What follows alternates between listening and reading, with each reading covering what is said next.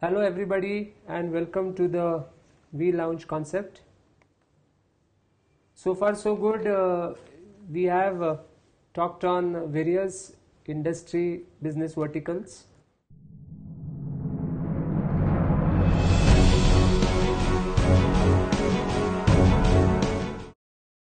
Today we have got an opportunity to interact with a person who has got lot of software into his DNA. Apart from that, even though he is a software engineer by profession, his hardcore skill sets are into HR related services. He is no other than Mr. Yogesh Naik, Director Research and Innovation for iGate Patni. So Yogesh, on behalf of Welingkars, I invite you for this V Lounge discussion. Thank you very much. Giving a small introduction of this gentleman, he did his BE in electronics engineering. Later on he pursued his MS from BITS Pilani, and to the best of my knowledge, BITS Pilani is one of the most or number one industry or campus where only strategic think tank or intelligent people are only allowed to pursue such kind of courses at the MS level. Yogesh, correct me if I am wrong. Sure. Apart from that, he has done his executive PGDM into the field of management with specialization in human resource and finance, which is supposed to be a dual specialization as an area. He has not stopped his education. He completed his MPhil from Birla Institute of Technology, Mesra, and Department of Management, and expected to be completed in 2013. Again, he thought still MPhil is not going to give him an extra mileage, so he enrolled himself for the PhD program, and his title for research is Impact of Emotional Intelligence on the Effectiveness of Technical Managers in IT Industry and Empirical Study. Now, having a degree into engineering, qualifying for PGDM, pursuing his MPhil, and now by end of this term he should be able to complete his PhD. Yogesh,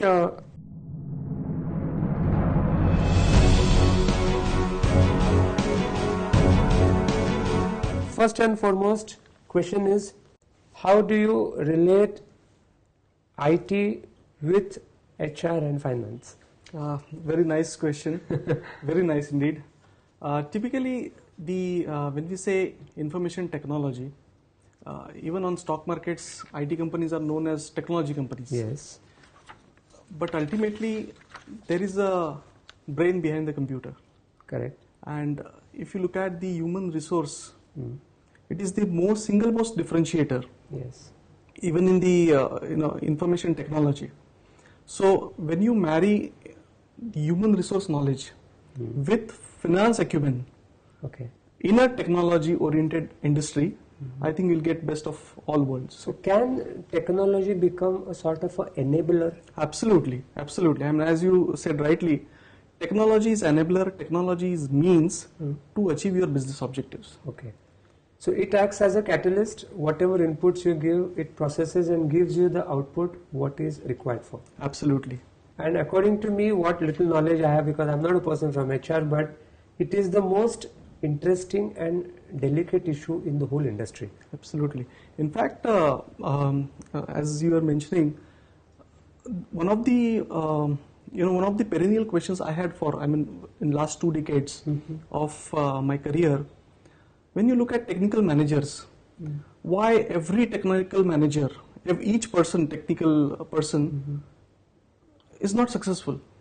Yes. Even though he is a tech savvy person, and even being tech savvy, why the person is not successful? Correct. So then there is this angle of emotional intelligence. Correct. And how emotional intelligence affects the effectiveness of techno-managerial functions, even the leadership. Yes. So this was the thought which drove you to get into and enroll yourself into the PhD program. Yeah. And it's going to be the most interesting thing for the people who are listening to us, because In Welingkars, we have got many students who are into the area of IT. Okay. And as you know,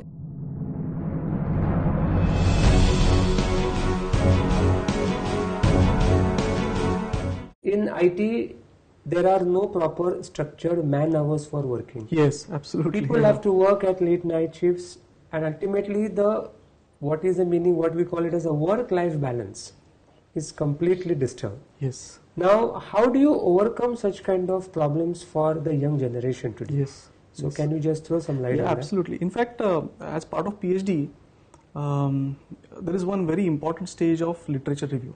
Correct.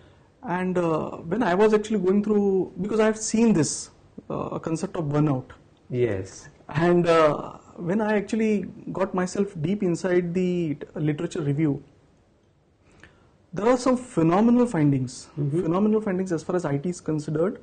In IT as an industry, the burnout rate is highest. Oh. And you have folks in late 30s, early 40s, and stressed out.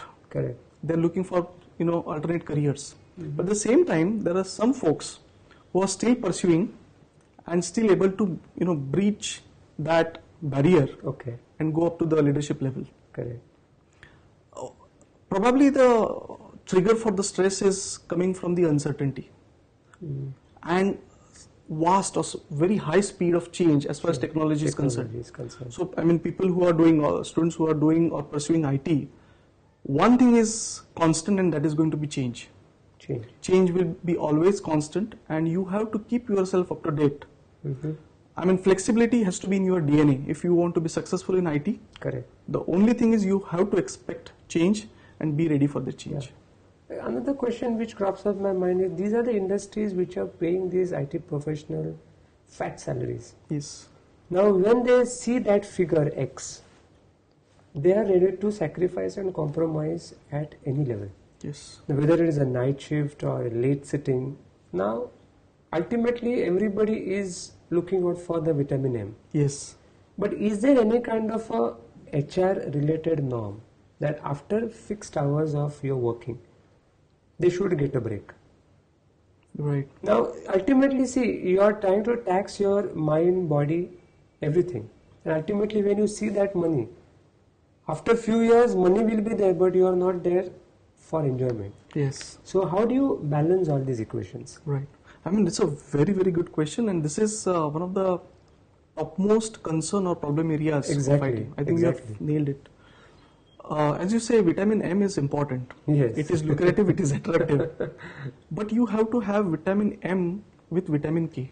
Vitamin K, absolutely. If you have to keep yourself fresh, if you have to get from the transaction level to strategic level, the only answer is to keep yourself upgrading. Absolutely. And knowledge is a area, like most of your students are doing that. Yeah. I think they are absolutely on the right path. Unless you keep yourself diversified in different knowledge areas, you will become very transactional, and the only focus that you will have is on your day-to-day work. Absolutely. I think keeping yourself up to date on in fact, one of the surveys that we had conducted recently as part of our innovation group, large percentage of our folks are still not scanning what is happening in the industry. They are so engrossed in their day-to-day work. In fact, we have a forum for smart programming community of practice. One of the major findings that are findings coming out, that you are very focused on your day-to-day work and you are not diversifying yourself into multiple areas. And then if you are not pursuing, human brain is such, if you are utilizing it to maximum potential, then you will remain fresh. Correct. Very nice. Yeah. Now, keeping in mind the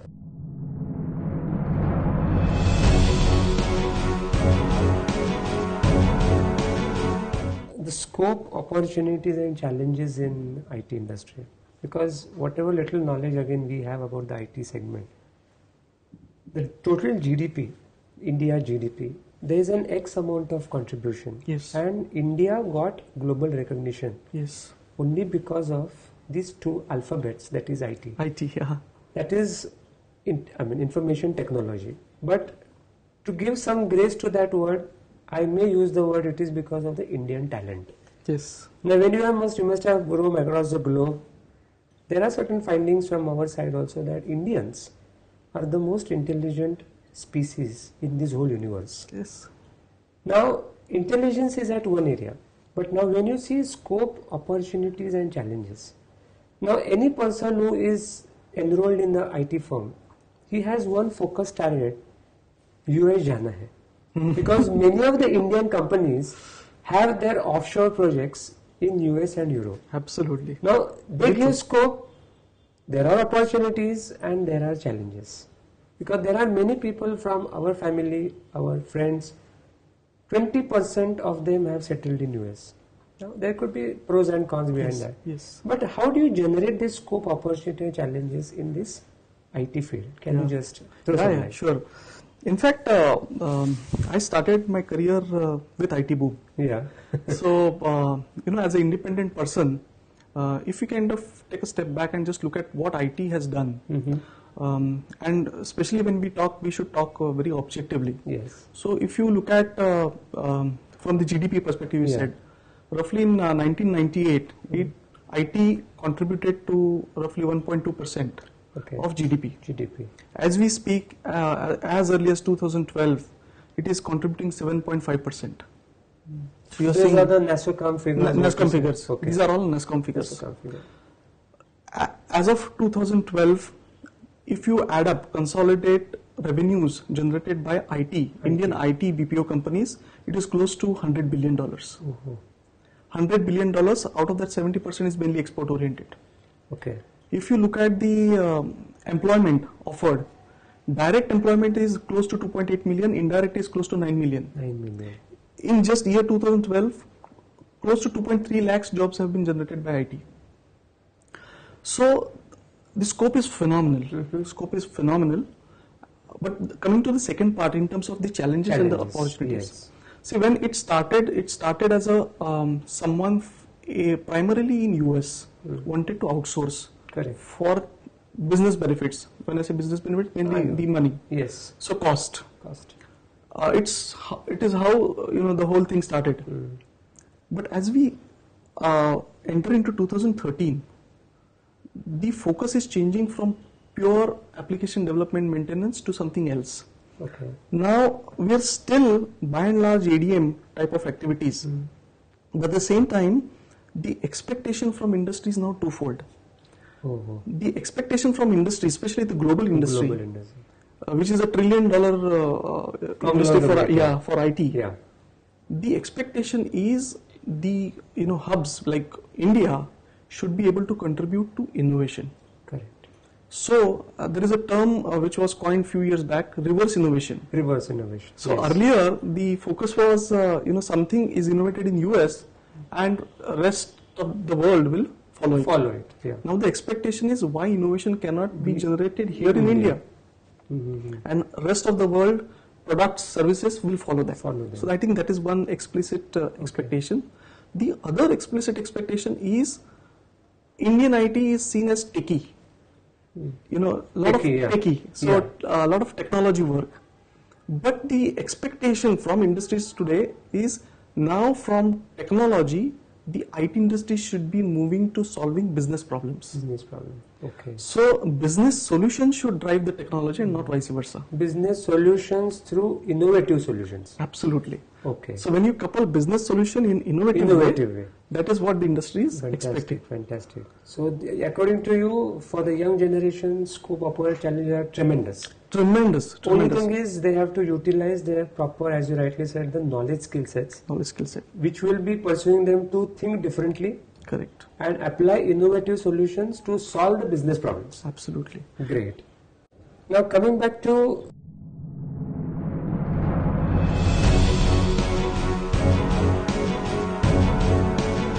the main question is what is e-business and how it differs from e-commerce? Oh, wonderful. Because very good question, because typically these two terms are used very interchangeably. Yeah. Like you will say every other talk in IT will constitute innovation, Innovation. E-commerce and e-business are used interchangeably. Correct. Now maybe I'll take a minute or so just to kind of elaborate. When we talk about E, it is all electronic Transaction or transmission. Yeah. And everything based on the internet or EDI. EDI. Now, when we talk about e-commerce, e-commerce is predominantly about outward facing. How you are connected with your customers, your partners, your suppliers, and each company should have e-commerce strategy. So when we talk about e-commerce, it is mainly outward looking. Outward. But e-business is a superset. So e-business will have e-commerce as one of the constituents. Subset. Can it be a subset? Yes, it is. Okay. It is a subset. Is a subset. It is a subset. Okay. And when we talk about e-business, apart from e-commerce, it also comprises of the holistic picture. So here you will have inventory management, risk management of the organization. What are your human resource policies? What kind of innovation you are bringing to the table? What kind of product development you have? So it's a full-fledged holistic framework, as you can say. So e-business is the superset and e-commerce is a subset. On that, yeah. And then you will have different strategies. So for example, B2C, B2B, these are the strategies for e-commerce, or different models of e-commerce. But as a e-commerce or e-business, so you will have an e-business company with e-commerce strategy. Strategy, okay. So now when we are trying to buy certain things online, on the net, Yes, this comes only through e-business. e-business. E-business. So that company has enabled e-business through e-commerce. Through e-commerce. Yes. Okay. Now,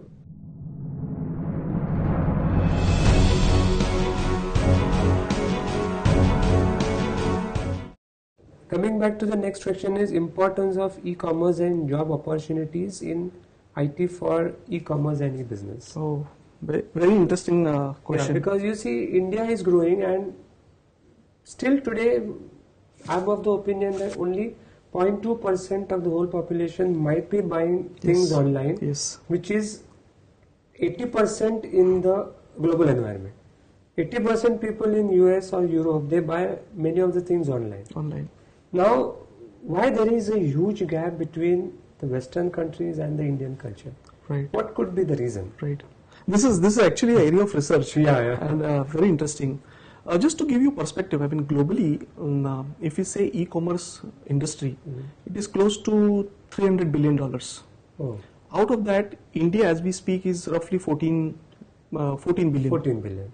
Okay. Now, if you look at from the perspective of job opportunities, Indian context, e-business is growing close to 35% year on year. YOY. Year on year, 35% growth. So, for example, if you have to name, I mean, in India, typically it started with travel portals. Travel portals, yeah. So, travel portals, kind of introduced India to e-commerce. Then, if you look at today's e-tailers, so for example, Flipkart, Yibi.com, Jabong, Fashion and You, these are all driving. I mean, if you look at, for that matter, some companies, they have grown fivefold. I mean, from their resource strength from 200 to 1200 plus in just 1 year. Oh. So e-commerce poses a large, huge opportunity as far as customer and industry as a whole. Now coming back to the second part of your question, in terms of why there is a difference. So one is non-governmental and one is governmental. So in governmental aspect, e-governance especially is a huge area for implementation as far as e-commerce is concerned. Okay. There are a lot of tax collection, regulatory requirements, compliance requirements that could be achieved through e-commerce. Huge, and that's where probably IT industry is growing at 9% and e-commerce industry is growing in India at 35%. That's the huge gap. Yeah. And when you look at the Western world, the traveling, looking, feeling, that aspect is not given that much weightage compared to Indian culture. Unless until we have got that touch and feel experience. Exactly. Because the other day I was just experiencing my wife. She was on the net and she said, Shailesh, can I buy chappals on net? I said, it's your choice. Yeah. But I said, what guarantee that? She said, you don't worry. I will book, I will take a print, that person will come and deliver. If I like, I will buy, and it is cash on delivery. Yes. But that gave me a sense that going there all the time, spending your 2 hours, plus you don't end up buying only chappals, you buy something add-on. Absolutely. And third thing is you are tired when you come home, so you have to go and buy something from the restaurant. So I said it's better you buy anything and everything on net, which will save all my energies and resources. But unless until there is a touch and feel experience, these Indian ladies probably may not get that kind of a satisfaction. Correct. But in the Western countries, that has become a sort of a custom. But in India, it might take a longer time. It might. But as you have rightly said, now depending on the consumer behavior and consumer psyche, I mean, you are marketing expert, so you know that much better than me. Their IT, even these companies, e-commerce, for example, Myntra, now they are changing their models, business models of dispatch, selection, delivery, billing, based on the customer psyche. And I am sure they will be very successful. And this particular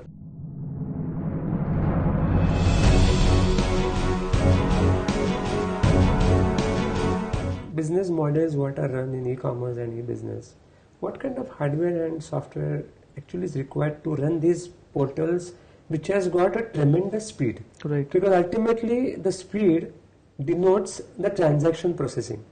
Now, if you really want to understand all this, what kind of hardware and software support is required? It's another very good question.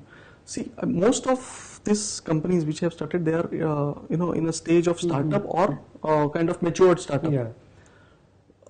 Most of the entrepreneurs, they are not ready to put in a lot of high-end software. Because it's ultimately capex. And based on your consumer response, it will take off, it may not take off. So in such scenario, most of them are going for cloud computing. So there you just have to pay for your use, and you can always scale up your model based on if there is a heavy demand, you can always scale up the requirement. And when you have data center, your backup, your security, everything is taken care of. Unless for example, if you look at the BFS area, where financials are at play, or customer financial services, BFS. BFS. So if you don't have any customer sensitive data, then cloud is the preferred option. Even for banking and financial services type of work, there is offering of private cloud. So most of the startups you would see, till they establish, they would prefer the cloud model. The predominantly, I suppose, TCS is using a lot of cloud computing.